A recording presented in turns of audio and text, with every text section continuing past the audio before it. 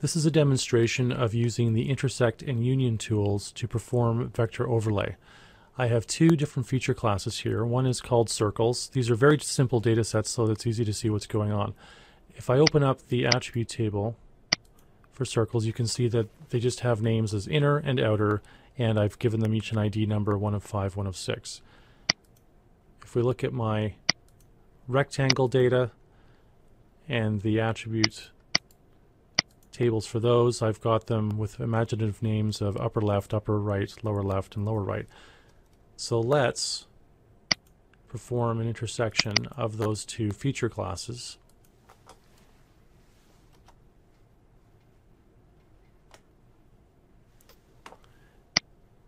So I'll select the two feature classes I'm going to use, circles and rectangles. And I'm going to leave everything else as the default and just have it use a default username or a name for the output feature class. I select OK.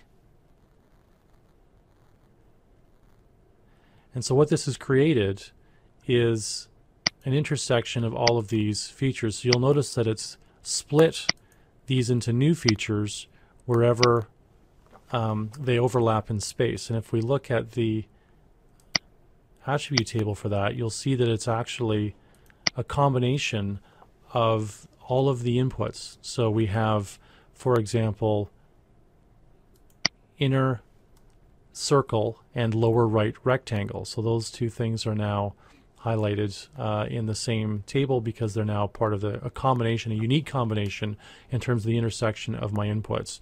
The next one would be inner and lower left, and so on. So we have inner and lower and upper right.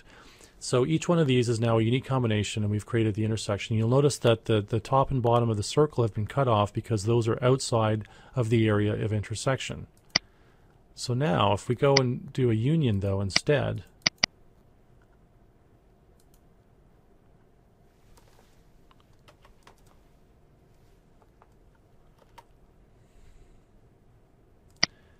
and so we'll use our circles and rectangles and perform a union.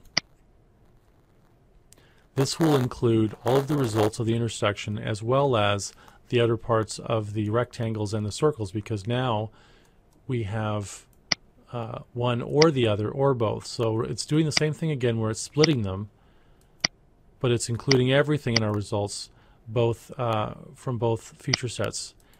And if I open the attribute table for this, you'll see that we have that. And there's actually one here, for example, showing the circle with nothing under the rectangle because, of course, there's nothing there. And we can do the same thing for this. We have lower left rectangle but no circle. And we can still select all of these as individual features. So that's it. That's our intersection and our union using vector feature classes.